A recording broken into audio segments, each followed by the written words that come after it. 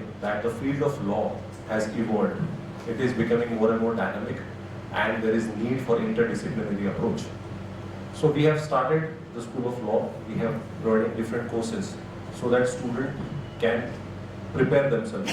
Because at this current situation, a lot of situations and a lot of problems have to be sorted out legally. We see problems happening every day in our society. So MIT ADT School of Law has started providing new courses. I just mentioned a few, the ones which are very much important under School of Law. There are different institutions as well. But under School of Law, we are providing BBA LLB course. Now, BBA LLB course is after 12th standard. It is a 5-year course, which is an integrated course where you will be getting 2 degrees: BBA, Business Administration, and LLB. The second course which we have started, it is LLB, Bachelor of Law, which is after graduation. It is a 3-year course. We also have Master Program. It is a 2-year course, LLM. And we are also providing the postgraduate diploma in certification in legal journalism. So we are also providing, that is a 1-year course, you can do it online as well. So that is also which we are providing. Along with that, we do also have a PhD program where people can enroll for doing PhD in law. We have 2 specializations in master program. One is intellectual property rights, which are linked to patents, copyrights, geographical indications, etc. And another specialization in cyber law. Because specifically after Corona, cybercrime has increased a lot, and there are a lot of people who require experts who are experts at cyber law as well as cybercrime, both of them. So these are all the new courses which we have started, and I hope that majority of the students do make use of such courses and do graduations in the field of law, which will really help them, not only themselves but also our society. Because law just not financially but also socially is important to each and every individual. I'll just hand over the mic to Professor Sukrut Dev sir. He'll just carry from it. Thank you. I'd like to highlight a few major points about the career opportunities in the law. As we have started this course, and as my colleague has already elaborated about the various activity, or you can say the courses offered by the MIT ADT University School of Law also, which we have started. Now, talking about the career opportunities in law, now each and every individual nowadays require one lawyer. Always you will see now that you require one family doctor and you require one lawyer. There is now a need everywhere. Everywhere you can say that you should have the knowledge of law everywhere. So it has become a need that so our university has focused on that we should also offer the courses of law. And here you will see that as a career opportunities in the law also, though many opportunities have been increased, you will say there is now legal courses outsourcing where people can directly go to the multinational companies. There is also, you can see in the legal department of each and every banks, corporates, everywhere there is a need of a lawyer. Also in the practice field also lawyers, there is a high demand if you have that quality of legal education, which we are providing over here. So in the field of criminal law, civil law, everywhere definitely a good lawyer is always required. Also I would like to state over that in case of taxation matters also, I have seen that these paralegal courses are very effective, which will include the diploma in taxation laws. Now we have course of LLM in intellectual property laws, cyber laws. Also in GST litigation I have seen that especially in the high courts and tribunals, that is called as the ADRs, alternative dispute resolution systems, which are being developed and which have been gained so much of importance that many of the chartered accountants, company secretaries, now they are also coming into legal field because there is a huge scope for practice in the field of say GST litigation, income tax litigation. We have tribunals, that is the appellate tribunal, there you can go in appeal to the high courts as well as the Supreme Courts also. So the need of the lawyer is everywhere, it is necessary.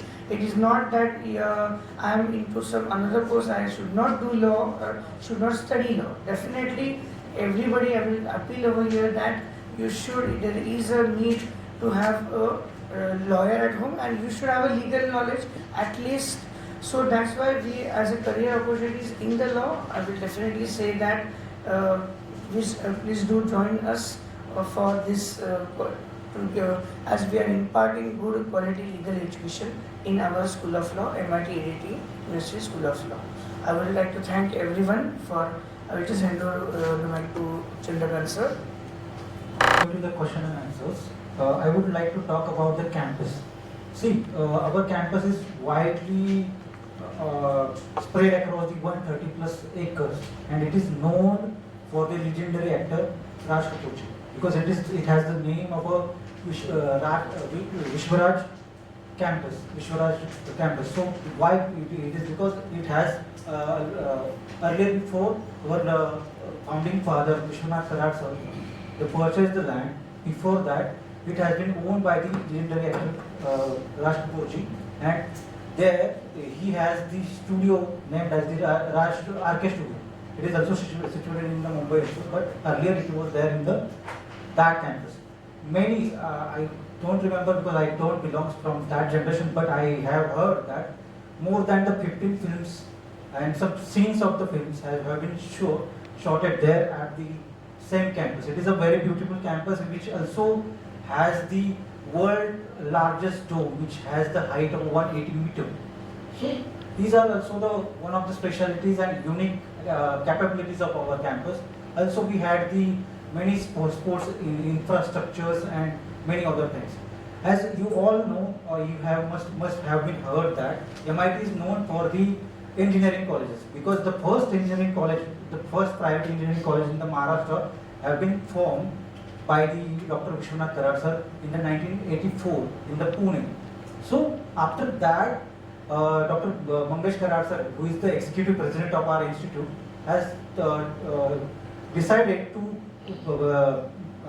go beyond this specialty, which is the engineering. So this is why they have focused and formed the university under the name of art, design and technology. So we have the courses in the field of art, design and the technology. So the technology also contains the engineering branches, design contains the architecture, civil and many other things. So one more specialty about our campus is we focus upon the holistic development of the students, because as you all know, अभी students आ रहे हैं, उनको मतलब वो बहुत होशियार होते हैं, उनको बहुत सारी चीज़ें पता भी होती है, बट हमारी यूनिवर्सिटी से पास आउट होने वाला स्टूडेंट के पास में क्या होता है, he will be a very good citizen of India, because we give them the value, we also give them the cultural values of art values, tradition and many other things. So this is all about the campus also. So taking the opportunity from this press conference, I would like to invite all of you to once come to the Pune. आप कभी भी आप अगर पुणे में आए तो एक बार जरूर से कैंपस को विजिट करिएगा. आपको सभी को मैंने कार्ड दिया हुआ है, so you can directly contact to me and definitely visit and witness the world's largest dome and many other things. Great, thank you so much for coming, and we can directly move forward with the questions now. See, if you have passed out 12th, okay, there is a course of BBA LLB, okay, 5 years course, as well as BA LLB also course is there for 5 years. So you can complete law by after 12th, 5 years, after 5 years means. So you will get the degree of law.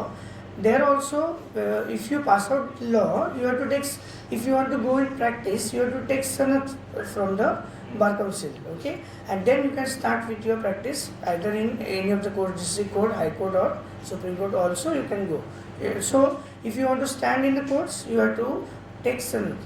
This is one of the options. Now there is a number of options in the legal field just now.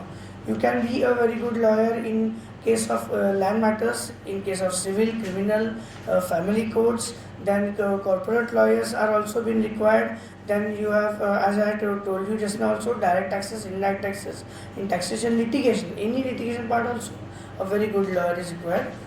Law की पढ़ाई के लिए उसकी fees की limit कितनी होती है? Sir ये तो यूनिवर्सिटी मैटर करता है, तो हमारी आपकी यूनिवर्सिटी से अगर कोई करना चाह रहा है जी फीस स्ट्रक्चर बता दें. फीस बिल्कुल. देखिए, अगर आप 5 ईयर कोर्स को जाते हैं BBA LLB, तो जो फी है वो per year 3 lakh rupees per annum है, हर साल का 3 लाख रुपए. But we are providing scholarships based on the marks of 12th standard. तो अगर मैं आपको एक एग्जांपल दूं इसी का, तो अगर कोई बच्चा 12th स्टैंडर्ड में 90% या अबाउट आता है, इट्स कंप्लीटली मेरिट बेस्ड, तो 50% स्कॉलरशिप दे रहे हैं, तो डायरेक्टली जो फी होती है वो बन जाती है 1,50,000। उसके बाद अगर कोई बच्चा 75% लाता है, 70% लाता है, तो उसको 40% स्कॉलरशिप, तो फी बनती है 1,80,000। तो ऐसे हमने स्कॉलरशिप प्रोवाइड की है बच्चों को। ऐसा भी होता है कई बार कि बच्चा इकोनॉमिकली वीकर सेक्शन में नहीं होता, बट स्टिल उसके फैमिली में कुछ फाइनेंशियल प्रॉब्लम्स होते हैं, तो हम क्या करते हैं बच्चों से कि आप एक एप्लीकेशन दीजिए, आपके सपोर्टिंग डॉक्यूमेंट्स देखिए, आपके ऊपर फाइनेंशियल लायबिलिटीज क्या है, and we do send that application to our top management and they do take a decision in favour of the student. हम यही देखते हैं कि ज़्यादा से ज़्यादा बच्चों को एजुकेशन हमारे इंस्टीट्यूशन से मिले, तो हम पूरी कोशिश करते हैं, ऐसा नहीं हम उसको लोन देने में भी हेल्प करते हैं। So we do provide all kind of financial help also, कि वो इंस्टॉलमेंट में पैसे भर सकता है। ऐसा नहीं कि अगर आप जब तक पूरी फी नहीं भरोगे तो हम आपको एडमिशन नहीं देंगे, ऐसा नहीं है। We understand money is a big issue for lot of people, तो हम पूरा कोशिश करते हैं अलॉन्ग विद स्कॉलरशिप, अगर उसको और हेल्प चाहिए तो हम करते हैं सर। कुछ फीस माफ करते हैं आप? हाँ जी, स्कॉलरशिप के अंडर हम, जैसे मैंने बताया, माफ करते हैं, मतलब व्हाट लाइक आप क्या बोल रहे हैं? विदाउट पेड लोन के बिना? सर लोन के बिना भी हम, जैसे मैंने बोला, इंस्टॉलमेंट्स में दे सकते हैं। पूरी तरह से माफ आप बोल रहे हो कि जीरो, ऐसा नहीं है सर। इकोनॉमिकली वीकर सेक्शन के लिए 10% कोटा है हमारे पास, तो उसके अंदर जो हमारी पॉलिसी है, जो यूजीसी फॉलो करती है, उसके हिसाब से हम करते हैं। यस सर, जैसे मैंने बताया, सर ने भी बताया कि MIT is a very well renowned university. या एग्जैक्टली, तो हमारे यहाँ पे तो सेंट्रलाइज्ड प्लेसमेंट सेंटर है, जहाँ पे सारे हम HR लोगों के साथ हमारे एग्रीमेंट्स बन चुके हैं कि आपको कौन से लोग चाहिए। तो कोई बोलता है मुझे 4 इंजीनियर चाहिए, कोई बोलता है 2 लॉयर चाहिए, कोई बोलता है मैनेजर चाहिए। तो उनकी HR पॉलिसी के हिसाब से कि हमको इतना परसेंटेज या इतने मार्क्स या इतने सर्टिफिकेट्स होंगे तो बच्चा एलिजिबल बनता है। तो जो जो बच्चे उसमें एलिजिबल होते हैं, सभी बच्चों को इन्फॉर्म करते हैं, मेल करते हैं कि आप यहाँ पे अप्लाई कर सकते हो, यहाँ पे इनका इतना पैकेज है। तो बच्चा जो है उसको व्हाट्सएप पे, उसको मेल पे हम पर्सनली भी हम जाके बताते हैं बच्चों को कि तू एलिजिबल होता है तो तू अप्लाई कर ले। तो जितना ज़्यादा उसका प्लेसमेंट हो सकता है उतना अच्छा है। अभी लास्ट ईयर का मैक्सिमम पैकेज वो 71 lakhs पर एनम मैडम। तो MIT की ब्रांड है, बच्चा कैसा पढ़ता है, उसके मार्क्स कैसे हैं, उसके बेसिस पे मैम उसको प्लेसमेंट होती है। हाँ जी, मैं थोड़ा सा, सर ने होलिस्टिक डेवलपमेंट के बारे में बताया, मैं उसके बारे में थोड़ा सा कहना चाहूँगा कि 2020 में गवर्नमेंट ने नेशनल एजुकेशन पॉलिसी पास की थी, जिसमें ये होलिस्टिक डेवलपमेंट की बात कर रहे हैं। तो मैं आपको बताना चाहता हूँ कि हमारे जो कोर्सेज हैं, BBA, LLB, उसके अंदर होलिस्टिक डेवलपमेंट मतलब क्या है? बच्चा लॉ के साथ फॉरेन लैंग्वेज सीखता है। हमने ऑप्शन दिए बच्चों को कि आप ये 4-5 ऑप्शन है फॉरेन लैंग्वेज, आप उसमें से सिलेक्ट कर सकते हो। Second, there is also an option for creative art, performing arts, मतलब it can be related to dance, music, painting, sketch, मतलब परफॉर्मिंग आर्ट्स में के जो अलग अलग एट्रीब्यूट्स है उसमें से वो कर सकता है। उसके अलावा हम हेल्थ प्रैक्टिसेस भी इंक्लूड करते हैं कि बच्चे को हफ्ते में 1 दिन 2 घंटा मैंडेटरी उसको फिजिकल एक्टिविटी सिखाया जाता है, ग्राउंड फिटनेस, जिम में एक्सरसाइज कैसे करते हैं।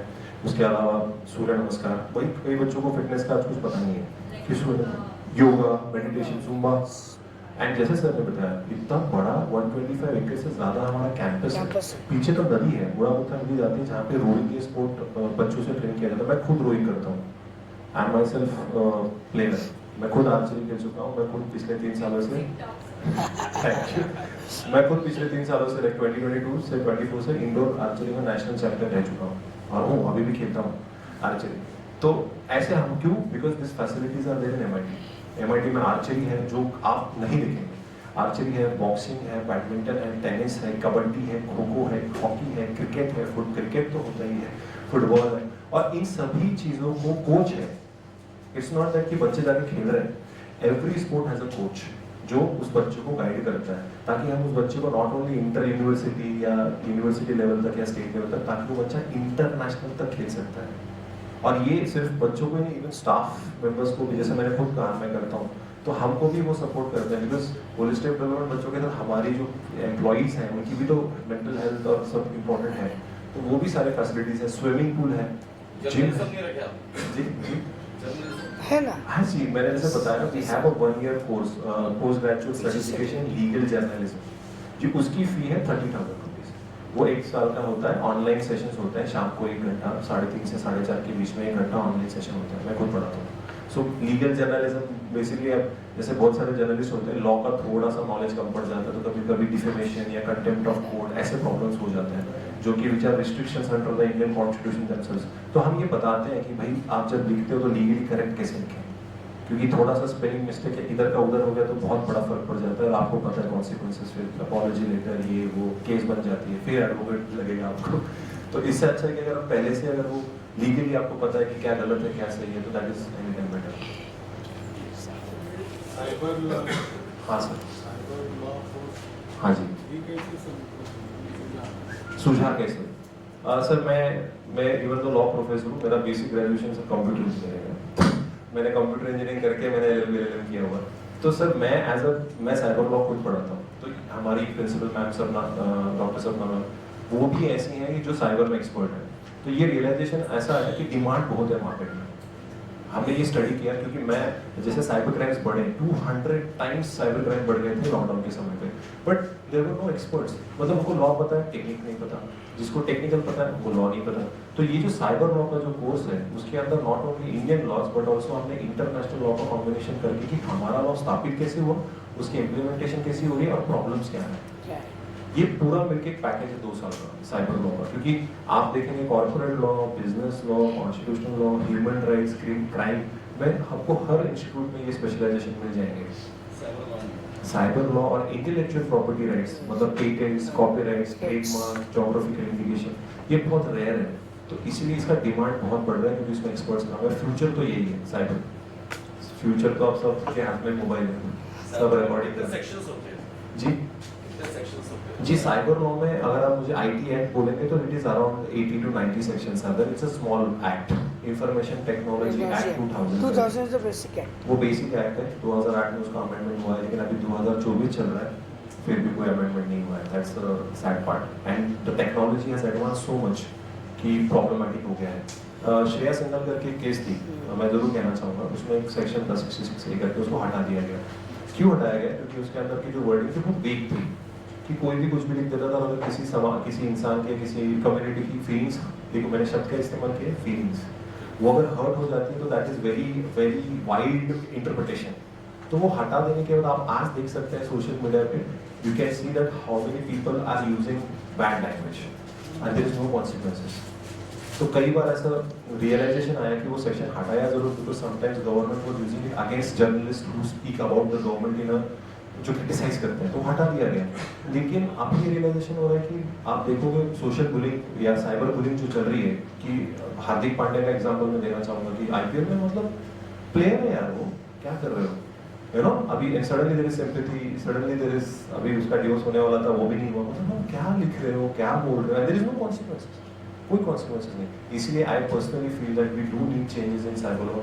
डेटा प्रोटेक्शन एक्ट अभी आने वाला है कि हमारा डेटा ही मार्केटिंग एजेंसी हमें कहाँ से भी कॉल आता है, इंश्योरेंस ले लो, कैसे आ रहा है, how anybody can just give out personal information to anybody, that person knows my name, my age, my gender, that person knows my about my everything and then that person is saying कि इसको insurance की जरूरत पड़ सकती है, medical health phone आते हैं, इनके पास हमारे नंबर जाते कैसे? It's a total marketing strategy.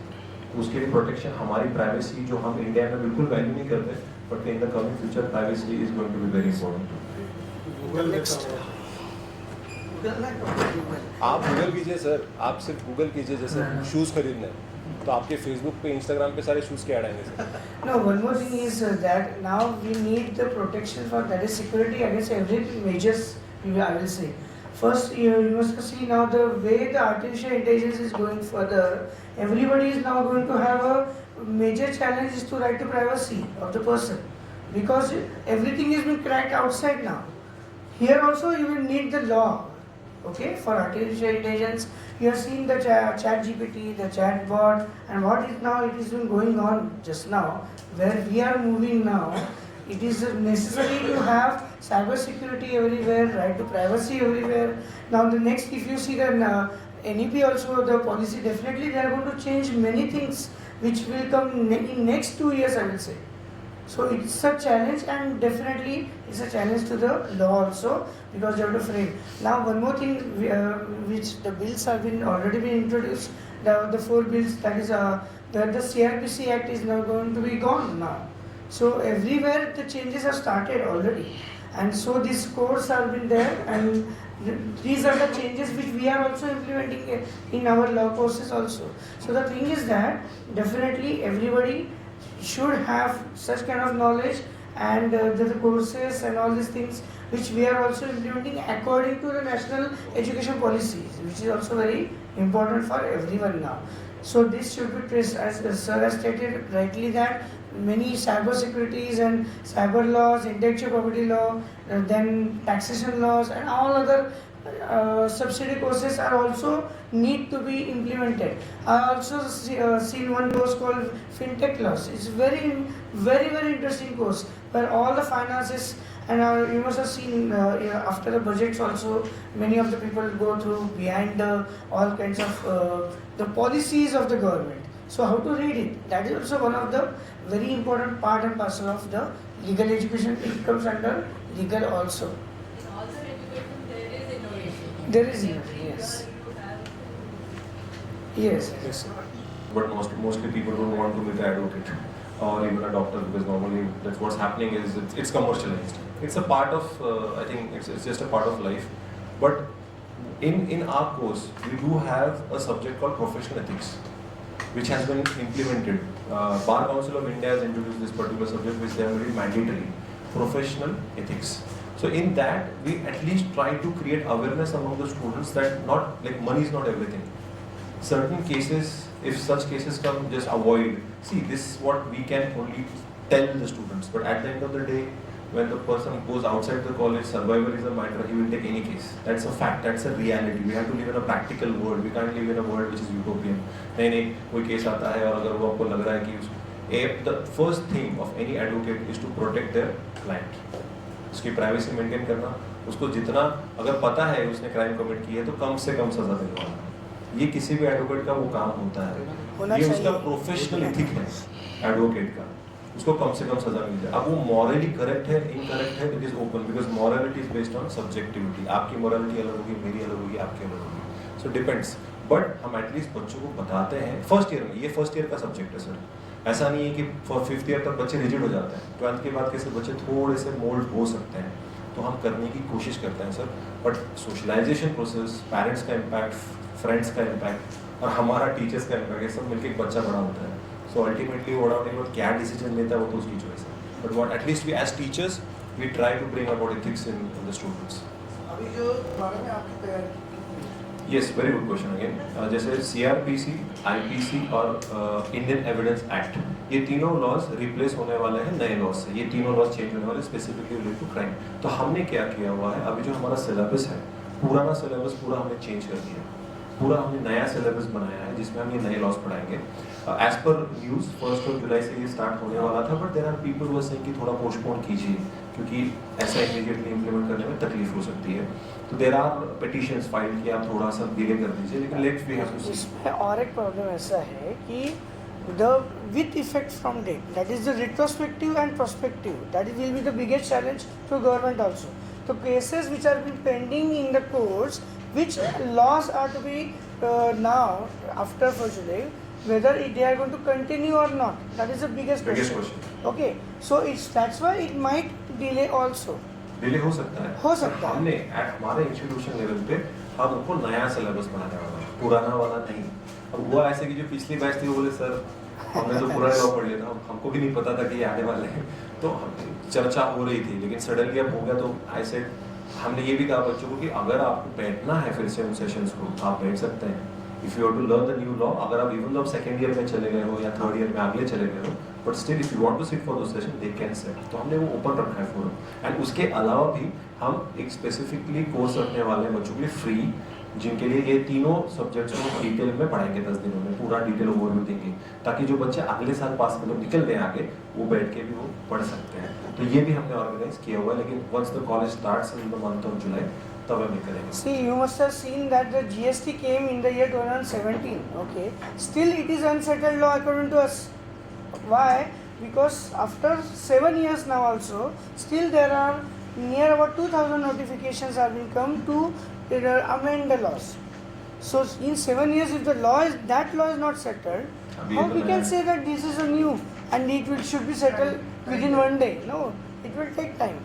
और सर एक छोटी सी इंफॉर्मेशन सबको देनी है कि कई बार ऐसा होता है कि बच्चा एंट्रेंस एग्जाम नहीं दे पाता, he is not able to give the MSCET और एनी क्लैट जो लॉ के लिए एंट्रेंस के लिए इंपॉर्टेंट होता है, and you have to take admission based on entrance exam. So we at MIT ADT University, we are providing private entrance exam of our own. हम हमारी खुद की पैरा सीटी कंडक्ट कराते हैं जो बच्चे मिस आउट कर जाते हैं. So what we do is till 26th of this month you can fill the form for para CET. 28th को एग्जाम होगी which can be given online sitting at your home. आप online भी दे सकते हो, अगर आपको ऑफलाइन जाके centre पे देना है तो वो भी ऑप्शन अवेलेबल है. तो आपका सेंटर आपको अलॉट किया जाएगा, आपका हॉल टिकट इशू होगा, आप ऑनलाइन दे सकते हो. 28 को एंट्रेंस एग्जाम है और 26 तक आप फॉर्म भर सकते हो. तो बच्चा जो मिस आउट कर जाता है, जो एंट्रेंस नहीं दे पाता या बहुत लो स्कोर है जिसको नहीं, उसको एडमिशन नहीं हो रही है, तो हम डेफिनेटली उस बच्चे को हेल्प करते हैं through our private entrance exam. तो ये इन्फॉर्मेशन इंपॉर्टेंट मैं आप सबसे मंथ ऑफ जुलाई में जो एडमिशंस होने वाले हैं जी सर. वो किस तरह से मतलब ऑनलाइन में होंगे या बच्चों को आकर वहाँ पे फॉर्म भर के एडमिशन लेना है, और कितने एडमिशंस होते हैं जिसके बाद से आपका कोटा फुल हो जाता है? जी सर, डेफिनेटली बताऊंगा आपको. जी हमारा BBA LLB के 60 का इंटेक है, LLB का 60 का इंटेक है, LLM का 20 है और post graduate diploma in legal journalism 20 है. This is the maximum quota which has been allotted to us. और सर बच्चा ऑनलाइन भी एडमिशन ले सकता है और वो कैंपस में आके भी ले सकता है. बट डेफिनेटली जब एडमिशन हो ही जाती है, पहले दिन वो कॉलेज आएगा तो वो अपना फिजिकली आके भी डॉक्यूमेंट हैंड ओवर कर सकता है या ऑनलाइन भी भेज सकता है. तो बच्चा अगर आउट ऑफ स्टेट है, अगर उसको पूना में नहीं है तो उसको डिफिकल्टीज आ रही, तो ऑनलाइन भी है, ऑफलाइन भी है सर. 5 साल का जो कोर्स है जी BBA जी. इसका लगभग कितना खर्चा है?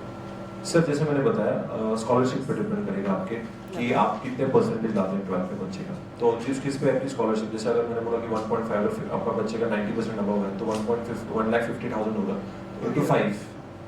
और अगर आपको हॉस्टल की भी अगर फैसिलिटी चाहिए होगी तो वी प्रोवाइड इन हाउस, क्योंकि मैंने बताया, सर ने भी बताया, बहुत वर्ल्ड क्लास फैसिलिटीज़ हैं हमारे पास. 4 हॉस्टल्स हैं, 4 ही हॉस्टल्स को अटैच्ड मेस है, और अगर मेस 500 मीटर भी दूर है तो बस फैसिलिटी है कि बच्चा बस से जाके मेस में बैठ के फिर से खाना खा के वो बस उनको वापस छोड़ती है. तो 4 हॉस्टल्स हैं. हॉस्टल की जो फ़ी है वो 1,60,000 है, जिसके अंदर we also provide food, which is food is included. And जैसे मैंने बताया स्कॉलरशिप पे पूरा डिपेंड है सर. LLB का जो स्कॉलरशिप है that depends upon your graduation marks. LLM का जो आपका है उसका scholarship depends on LLB marks.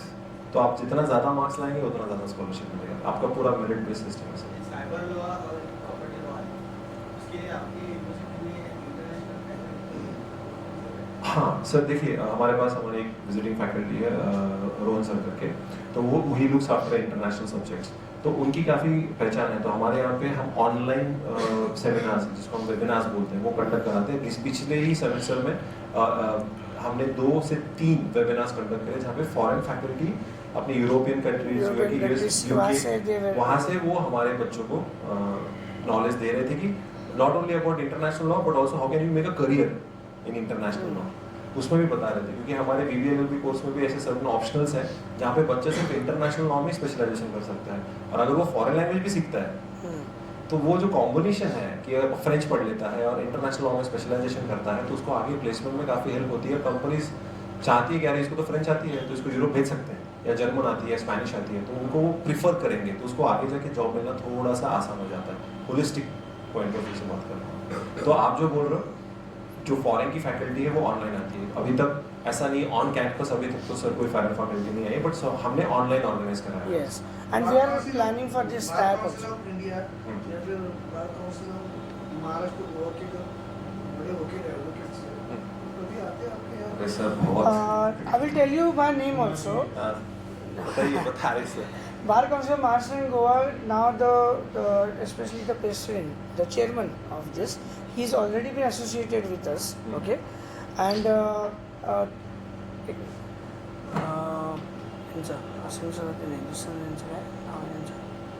I don't see.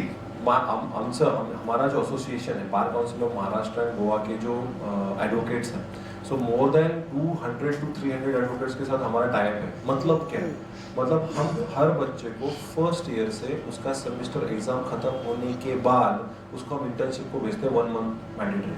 वो बच्चा हमारे पास आता है, किस में करना है स्पेशलाइजेशन, कोई बोलता है क्राइम में करना है, कोई बोलता है सिविल में करना है, कोई बोलता है लैंड में, कोई बोलता है साइबर में. तो हमारे हर स्पेशलाइजेशन के लिए एक वकील होता है. तो उस पर्टिकुलर वकील के पास हम उस बच्चे को 1 महीना के लिए इंटर्नशिप भेजते हैं। ये फर्स्ट ईयर से स्टार्ट होता है। नॉर्मल कॉलेजेस का क्या होता है, 3rd ईयर ऑनवर्ड चालू होता है। हम फर्स्ट ईयर से बच्चे को भेजते हैं। तो जब तक वो, अगर उस बच्चे ने जेन्युइनली अगर उसने पढ़ाई की, जो हम, क्योंकि क्या होता है कई बार इंटर्नशिप पे जाते हैं बच्चे या नहीं भी जाते हैं, छुट्टी पे चले जाते हैं, सीरियसनेस नहीं दिखाते, पर अगर बच्चा सीरियसली करेगा तो till after 5 years that student will have 10 internship certificates and the complete knowledge of the field which in which that student is interested. तो एडवोकेट, और फिर तब तक आप जब बाहर निकलते हो तो आपके कोर्ट में जान पहचान भी हो जाती है। आप कोर्ट में जाते आते रहते हो, आपको पता है कि कहाँ पे कौन सा डॉक्यूमेंट सबमिट करना है, कौन से कोर्ट के कौन हेड्स जज हैं, कौन एडिशनल जज है, हायरार्की पता चलने लगती है। क्योंकि किताबों में आप कितना भी पढ़ लो, लेकिन जब तक आप कोर्ट में नहीं जाते, प्रैक्टिकल आप जब नहीं सीखते, तब तक बच्चे को समझ में नहीं आता। ये सबसे बड़ा प्रॉब्लम है। तो हम जैसे इंजीनियरिंग में बोलते हैं ना इंडस्ट्रियल कनेक्ट, वैसे हम बोलते हैं कोर्ट कनेक्ट की भाई। तो उसके अलावा हमारे पास मूड कोर्ट भी है। मूड कोर्ट कॉम्पिटिशंस होती हैं, जहाँ पे मूड कोर्ट मतलब एक रूम होता है जहाँ पे हमने वो आपने पिक्चर लिखा होगा, तारीख पे तारीख पे, वैसे कठड़ा है, वहाँ पे जज साहब की चेयर है, वहाँ पे वो कानून अंधा होता है, वो स्टैचू जो है जस्टिस वो है, जिसमें पट्टी लगी हुई है, कठहरे हैं। तो एक बच्चे को एक कोर्ट का माहौल बनाया जाता है और उनको केस दी जाती है और उनको डिफेंड करना पड़ता है या अटैक करना पड़ता है। तो बच्चा जो होता है, ऐसा नहीं कोर्ट में जाने के बाद अरे भाई मैं कहाँ आ गया, ऐसा नहीं होता बच्चे को। तो वो जो ट्रेनिंग है वो भी हम स्कूल में प्रोवाइड करते हैं। We have constructed one moot court room in our SPG college, where the trials, how the Real court. you should argue with the opponent lawyers, that is also been taught. It is called as a moot court. You can say competitions are also been organized.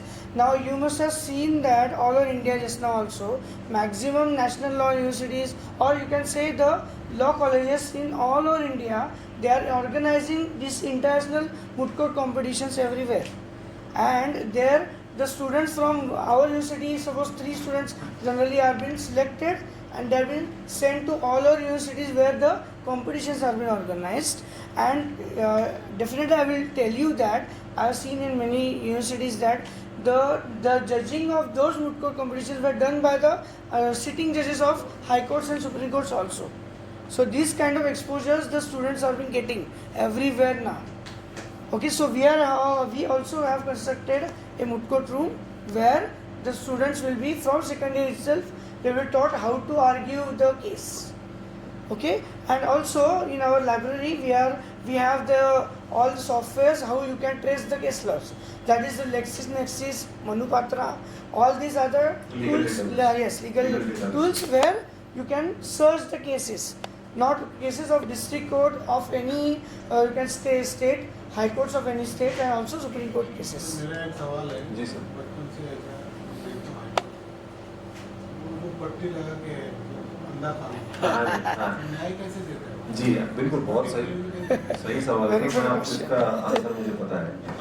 उसका मतलब sir movies में उसका मतलब कुछ अलग दिखाया गया है कि अंधा कानून है, दिखता नहीं है उसको। उसका रियल मीनिंग है, उसकी जो पट्टी का रियल मीनिंग है कि द जो आदि जज है he has to be non biased, he can not have prejudice. Actually, yes. मुझे फर्क नहीं पड़ता आपका रिलीजन क्या है, कास्ट क्या है, जेंडर क्या है, प्लेस ऑफ बर्थ क्या है, वो उसका एक्चुअल मीनिंग है। पर मूवीज में दिखाया जाता है कि भाई साहब अंधा कानून कि दिखता नहीं है उसको। क्या नहीं दिखता? आपकी कास्ट, आपका रिलीजन, आपका जेंडर, वो नहीं दिखता। तो law is equal to everybody. आप इस देश के प्रधानमंत्री हैं या आप जर्नलिस्ट हैं या टीचर हैं, लॉ सभी के लिए समान है। करेक्ट?